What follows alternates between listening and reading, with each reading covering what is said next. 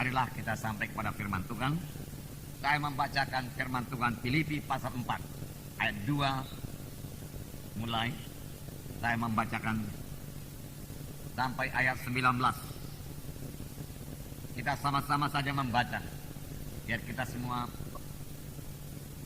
bertambah-tambah menggenapkan firman Tuhan dalam hidup kita. Firman Tuhan sama-sama meresap dalam kita. Mari, Filipi pasal 4 mulai ayat 2. Bersama-sama. Euodia ku nasihati dan Sintise ku nasihati, supaya sehati sepikir dalam Tuhan.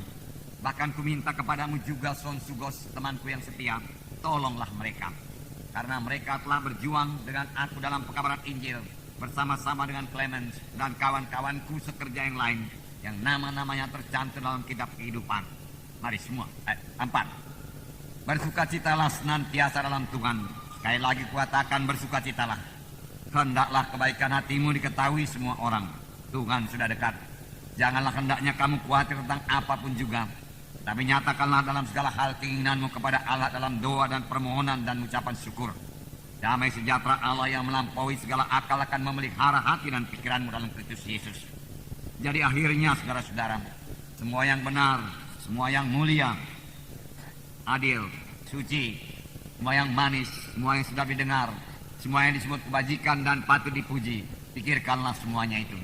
Dan apa yang telah kamu pelajari, dan apa yang telah kamu terima, dan apa yang telah kamu dengar, dan apa yang telah kamu lihat padaku, lakukanlah itu. Maka Allah sumber damai sejahtera akan menyertai kamu. Aku sangat bersukacita dalam Tuhan, bahwa akhirnya pikiranmu dan perasaanmu bertumbuh kembali untuk aku. Memang selalu ada perhatianmu, tetapi tidak ada kesempatan bagimu. Kukatakan ini bukanlah karena kekurangan, sebab aku telah belajar mencukupkan diri dalam segala keadaan. Aku tahu apa itu kekurangan, aku tahu apa itu kelimpahan. Dalam segala hal dan dalam segala perkara tidak ada sesuatu yang merupakan rahasia bagiku, baik dalam hal kenyang maupun dalam hal kelaparan, baik dalam hal kelimpahan maupun dalam hal kekurangan. Segala perkara dapat kutanggung dalam Dia yang memberi kekuatan kepadaku. Namun baik juga perbuatanmu, bahwa kamu telah mengambil bahagian dalam kesusahanku. Kamu sendiri tahu juga, hai orang-orang Filipi, pada waktu aku baru mulai mengabarkan Injil, ketika aku berangkat dari Makedonia, jemaat yang mengadakan perhitungan hutang piutang dengan aku selain daripada kamu. Karena di Tesalonika pun kamu telah 1-2 kali mengirimkan bantuan kepadaku. Tetapi yang kuutamakan bukanlah pemberian itu, melainkan buahnya yang makin memperbesar keuntunganmu. Kini aku telah menerima semua yang perlu daripadamu, malah lebih daripada itu. Aku berkelimpahan, karena aku telah menerima kirimanmu dari Epaphroditus. Suatu persembahan yang harum, suatu korban yang disukai, dan yang berkenan kepada Allah. Allahku akan memenuhi segala keperluanmu menurut kekayaan dan kemuliaannya dalam Kristus Yesus. Sampai di situ dulu. Saudaraku, yang pertama nasihat Paulus, saudara, kepada sidang Filipi. Sini dikatakannya Euodia ku nasihati dan Sintise ku nasihati, supaya sehati sepikir dalam Tuhan. Saudara, tentunya ada perselisihan di antara mereka. Dan tiap-tiap perselisihan ini menduka citakan Roh Kudus. Tuhan menghendaki setiap anak-anaknya saling mengasihi. Tuhan menghendaki setiap anak-anaknya bersatu dan bersehati dalam pekerjaan Tuhan. Hanya satu gereja Tuhan, satu sidang Tuhan yang bersatu dan bersehati, yang bisa mengerjakan pekerjaan Tuhan, yang bisa menggenapkan amanat agung. Firman Tuhan berkata, dalam persatuanlah berkat Tuhan dicurahkan. Ada kuasa dalam persatuan. Secara dunia juga, saudaraku. Dahulu waktu kami anak-anak, kami 7 orang bersaudara, orang tua kami selalu berkata, bersatu kalian 7 orang bersaudara, maka kalian akan menang, kalian akan berhasil. Lihat saja lidi, dia katakan. Kalau lidi itu yang satu ikatan tidak bisa dipatahkan. Tapi kalau lidi itu diambil satu persatu lalu dipatahkan, semua bisa patah. Demikian kalau kalian berpecah-pecah, dia katakan. Dan itu memang benar, saudaraku. Secara dunia, bahkan pekerjaan dunia pun, saudaraku, berhasil kalau banyak orang bersatu bersehati dan punya satu tujuan. kita melihat dalam menara Babel. Menara Babel bahkan bukan kehendak Tuhan. Tetapi orang-orang pada zaman itu berkata, mari kita bersatu. Mari kita buat satu menara yang puncaknya sampai ke langit. Lalu mereka bersatu. Lalu mereka bekerja sama. Mereka berserati. Mereka punya satu goal. Mereka punya satu tujuan. Membangun menara sampai ke langit tingginya. Dan saudaraku, Tuhan harus campur tangan. Mengapa? Karena pekerjaan mereka itu berjalan dengan lancar dan baik. Lalu Tuhan lihat, menara itu tentunya begitu kecil kepada Tuhan. Tetapi Tuhan turun. Dan Tuhan hanya memecahkan bahasa mereka. Dengan pecahnya bahasa mereka, mereka tidak mengerti satu sama lain. Maka persatuan mereka juga pecah. Dengan pecahnya persatuan mereka, mereka tidak sanggup lagi, tidak dapat lagi membangun menara Babel. Tapi kalau mereka bersatu, mereka sanggup membangun bangunan yang bagaimanapun besarnya. Saudaraku, yang kekasih dalam nama Yesus, perlu persatuan dalam sidang Tuhan. Kalau kita bersatu, saudaraku, dan memang kita sudah bersatu, saudara lihat bertuhan, saudaraku, dalam sidang ini, jiwa-jiwa selalu selamat tiap-tiap minggu. Baptisan 400-500 orang dikirimkan Tuhan tiap-tiap bulan. Kuasa Tuhan dinyatakan. Tetapi kuasa Tuhan itu bisa lebih banyak lagi dinyatakan kalau persatuan kita pertama teguh lagi. Sebab firman Tuhan berkata, pekerjaan-pekerjaan yang aku kerjakan akan kamu kerjakan. Bahkan pekerjaan-pekerjaan yang lebih besar daripada ini akan kamu kerjakan. Karena aku pergi kepada Bapa. Kita belum melihat pekerjaan-pekerjaan yang lebih besar daripada yang dikerjakan Yesus. Bahkan belum melihat semua pekerjaan-pekerjaan yang dikerjakan Yesus. Tapi Tuhan sudah menjanjikannya. Orang mati dibangkitkan, saudaraku. Yang lumpuh berjalan, yang buta melihat. Dan ribuan jiwa diselamatkan. Saudaraku yang kekasih dalam nama Yesus, berbondong-bondong mengikuti Yesus. Ruangan-ruangan penuh. Dan ini memang sudah mulai, saudaraku, diberikan Tuhan dalam sidang Tuhan ini. Puji Tuhan, saudara. Tapi kalau kita lebih bersatu, lebih bersekati, lebih memperhatikan satu sama lain, maka kuasa Tuhan akan bertambah-tambah, luar biasa lagi dinyatakan. Amin, saudara. Inilah kuasa persatuan. Firman Tuhan berkata, jikalau 2 orang daripadamu di dunia ini bersatu, bersehati, mohon satu perkara kepada Tuhan, maka apapun juga permintaan mereka itu akan dikabulkan oleh Bapakku yang di sorga. Rumah tangga yang bersehati adalah rumah tangga yang bisa berdoa kepada Tuhan, dan kuasa Tuhan pasti turun dalam rumah tangga tersebut. Berkat Tuhan pasti dicurahkan dalam rumah tangga tersebut. Tidak heran, saudaraku, Paulus mengatakan, mari bersehati. Euodia Sintise yang sudah bersama-sama bekerja dengan aku, dengan Clemens. Boleh jadi Euodia Sintise ini pada permulaan pembangunan sidang di Filipi dia sudah ikut bekerja sama. Tetapi kemudian boleh jadi terjadi sedikit perbedaan pendapat. Tetapi Paulus berkata, hai Sunsugos, sahabat daripada Paulus, perdamaikanlah mereka. Biarlah salah satu mengalah atau dua-dua mengalah. Yang perlu sidang Tuhan bersatu bersehati, berdamai, saling mengampuni, tidak menggosip, tidak mengkritik. Kritik, saudaraku, bukan daripada Tuhan, kritik daripada setan. Saudaraku, untuk memecah belah sidang Tuhan, supaya kuasa Tuhan jangan bekerja dalam sidang Tuhan. Setan tidak suka kuasa Tuhan nyatakan dalam sidang Tuhan. Kalau kuasa Tuhan tidak dinyatakan, saudaraku, jiwa-jiwa tidak dapat berkat. Kita rindu kuasa Tuhan. Oleh sebab itu, mari kita bersatu. Mari kita bersehati. Amin, saudara. Firman Tuhan berkata, hendaklah kamu berdamai satu dengan yang lain. Firman Tuhan berkata, mengalah. Firman Tuhan berkata, perhatikan kepentingan orang lain juga. Jangan kepentingan diri kita sendiri. Care kita, memperhatikan orang lain, mendoakan orang lain. Kerap kali kalau kita sudah mendoakan orang lain, kita tidak mengkritiknya lagi. Tapi kalau kita tidak mendoakan, maka kita bisa mengkritiknya. Kalau kita lihat satu-satu perbuatannya yang tidak seturut dengan kehendak kita, belum tentu tidak seturut dengan kehendak Tuhan, kehendak kita, saudaraku. Saudaraku, oleh sebab itu hati-hati, saudaraku. Kritik, saudaraku, selalu merusak dan tidak membawa berkat. Baik bagi yang dikritik, baik bagi yang mengkritik, saudaraku. Saudaraku, apalagi gosip gunjing, saudaraku, selalu, saudaraku, menjadi alat setan, saudaraku.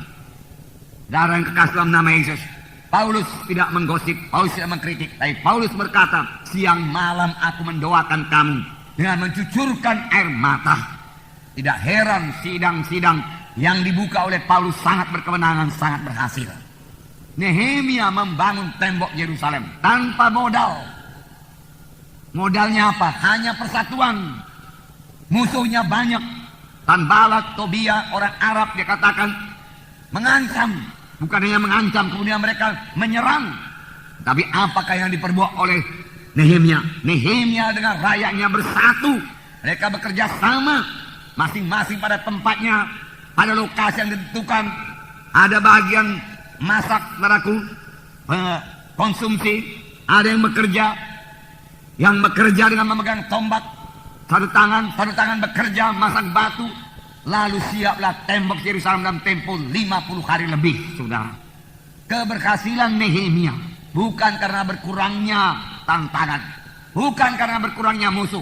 Musuh bertambah, tapi karena mereka bersatu, mereka bersehati, mereka bekerja sama pada tempatnya masing-masing, saudaraku. Pekerjaan itu selesai dan nama Tuhan dipermuliakan dan musuh-musuhnya semua mendapat malu. Amin. Demikian kita, saudaraku. Sidang Tuhan ini, masing-masing kita ada karunia Tuhan, masing-masing ada bagian kita. Tidak semua berkhotbah sebagaimana saya berkhotbah. Boleh jadi saudara bersaksi di luar memenangkan jiwa. Boleh jadi saudara dipakai Tuhan untuk menyokong pekerjaan Tuhan dalam bidang materi. Boleh jadi saudara dipakai sebagai pendoa syafaat. Boleh jadi hanya penerima tamu.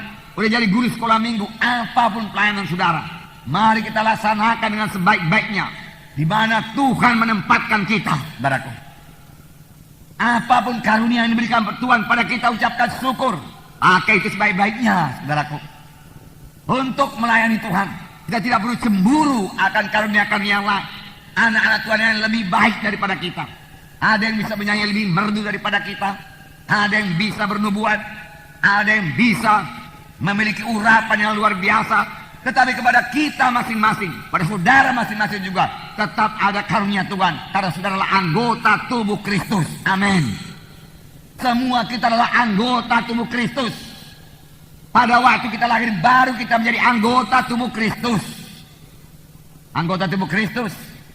Bagaimana kalau satu anggota tubuh saya ini terpisah, memisahkan diri? Tangan saya dipotong, lepas. Boleh jadi dia masih bergerak-gerak sebentar, tetapi kemudian tidak bergerak lagi. Bisakah tangan saya ini memegang begini lagi? Tidak bisa lagi. Tidak bisa berfungsi lagi. Perhatikanlah itu. Euodia dan Sintise, saudaraku. Paulus berkata bersehati, jangan keluar dari gereja Tuhan. Jangan. Gereja Tuhan tidak salah, saudaraku. Kalaupun ada anak-anak Tuhan yang tidak kita sukai, itu merupakan bentukan kepada kita supaya boleh mengasihi anak Tuhan tersebut. Karena semua kita anggota tubuh Kristus. Walaupun kita tidak suka tingkah lakunya, itu jalan kita berdoa supaya dia berubah. Amin, saudara. Ya, bukan membenci dia. Tidak ada kebencian kepada sesama anak-anak Tuhan. Amin, saudara. Ya, kita harus mendoakan dia sungguh-sungguh, saudara. Banyak kekurangannya, doakan. Saudara percaya doa saudara dengarkan Tuhan dan dijawab Tuhan. Ini membawa persatuan dalam tubuh Kristus. Saudaraku, saudara sudah menjadi anggota tubuh Kristus. Saudaraku, sudah. Kapan saudara berkata? Pada waktu saudara lahir baru. Saudara dicangkokkan pada tubuh Kristus. Menjadi anggota tubuh Kristus. Kristus adalah kepala, firman Tuhan berkata. Roma 12 ayat 4 dan 5 saya membacakan kepada saudara. Roma 12 ayat 4 dan 5. Saya membacakan. Sebab sama seperti pada satu tubuh kita mempunyai banyak anggota, tetapi tidak semua anggota itu mempunyai tugas yang sama. Demikian juga kita walaupun banyak adalah satu tubuh di dalam Kristus, tetapi kita masing-masing adalah anggota seorang terhadap yang lain. Kita walaupun banyak adalah satu tubuh, kita anggota tubuh Kristus. Satu tubuh, satu dalam Yesus. Yesus sebagai kepala memerintah kita masing-masing. Tangan saya tidak bisa cemburu kepada kaki. Tangan saya tidak bisa cemburu kepada mata saya. Telinga tidak bisa cemburu kepada mulut saya. Saya mau menjadi mulut supaya saya bisa berkata-kata. Ada bagian telinga, saya membutuhkan telinga. Tuhan membutuhkan saudara masing-masing. Amin, saudara. Tetap pada pos saudara. Tetap pada pos saudara. Saling mengasihi. Saudaraku, sidang pertama sangat diberkati Tuhan. Roh Kudus dicurahkan. Tapi jangan lupa, sidang pertama memiliki persatuan. Bahkan sebelum Roh Kudus dicurahkan, firman Tuhan berkata, sidang pertama bersehati berdoa. 120 orang banyaknya. Dan pada waktu Roh Kudus dicurahkan, sidang pertama tetap berdoa 120 orang. Mereka bersatu, mereka bersehati. Kemudian pada waktu aniaya datang, mereka juga bersatu, mereka bersehati berdoa. Dalam Kisah Rasul pasal 2. Kisah Rasul pasal 2. Saya membacakan pada saudara. Pasal 1, 2, 14. Mereka semua, Kisah Rasul pasal 1, 14. Mereka semua bertekun dengan sehati dalam doa bersama-sama dengan beberapa perempuan serta Maria ibu Yesus dan dengan saudara-saudara Yesus. Sehati berdoa. Ayat pasal 2 ayat 1. Ketika tiba hari Pentakosta, semua orang percaya berkumpul di satu tempat.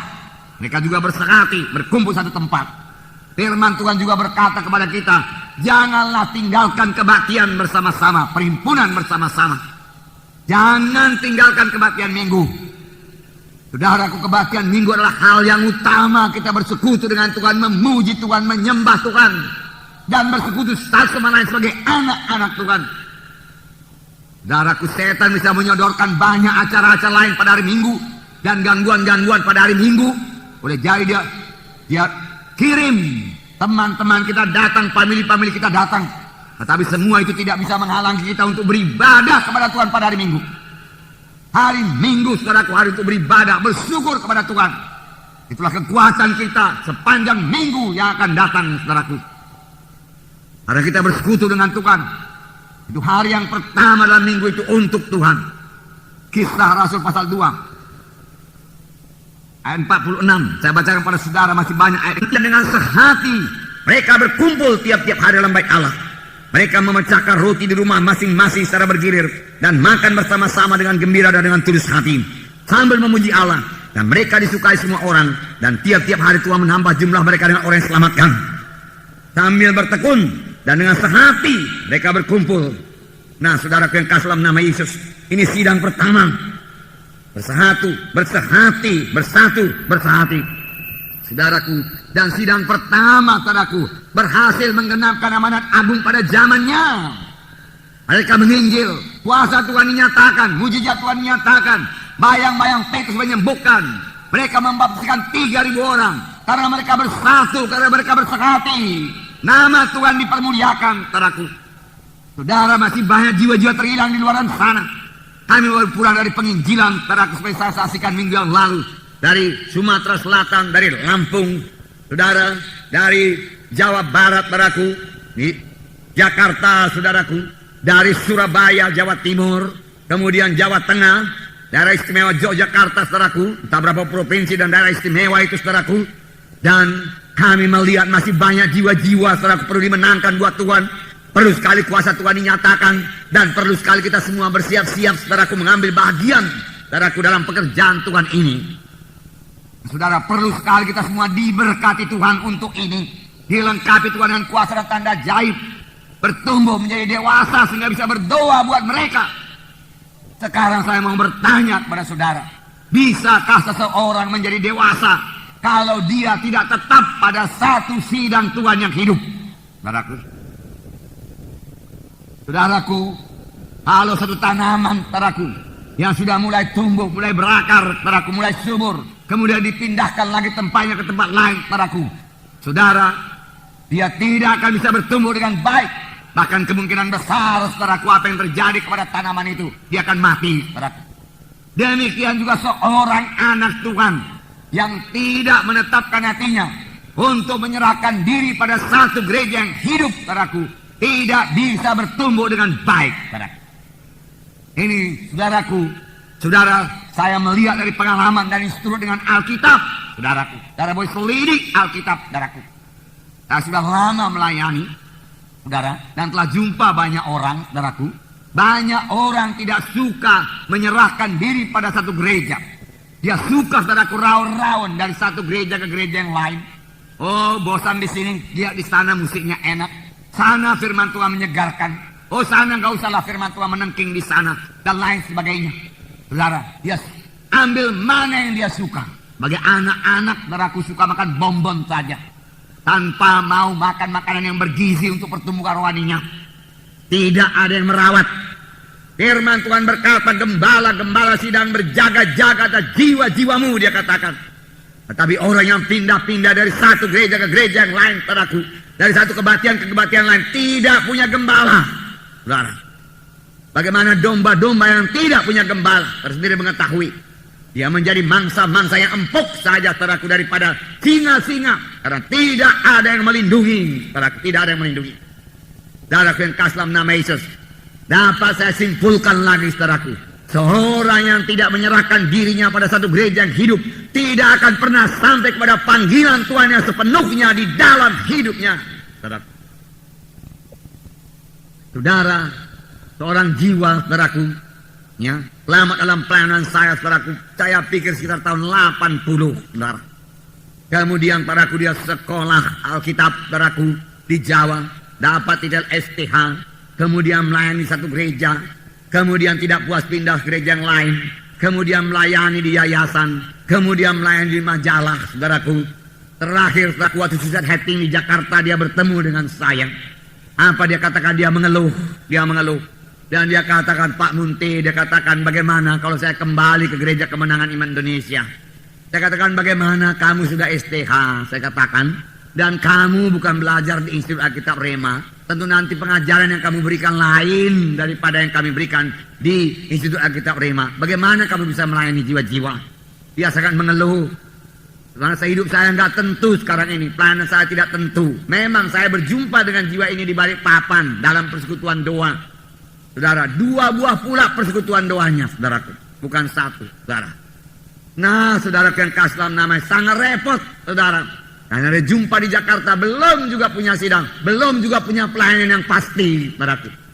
Belum juga tahu kemanakah pelayanannya, di manakah pelayanannya, saudara. Umur menanjak terus, saudara. Bayangkan dia selamat pada tahun 82, saudara. 15 tahun yang lalu, saudara. Banyak teman-temannya sudah bertumbuh dengan baik. Nah, saudara, ambil putusan, serahkan diri saudara. Dan mari berhimpun bersama-sama, bertumbuh dalam Tuhan. Ingat saja, terpisah saudara dari tubuh ini. Tangannya bagaimanapun kuatnya, saudaraku, tanpa menerima pimpinan daripada otak ini, kepala ini, tidak akan bisa berfungsi, saudaraku.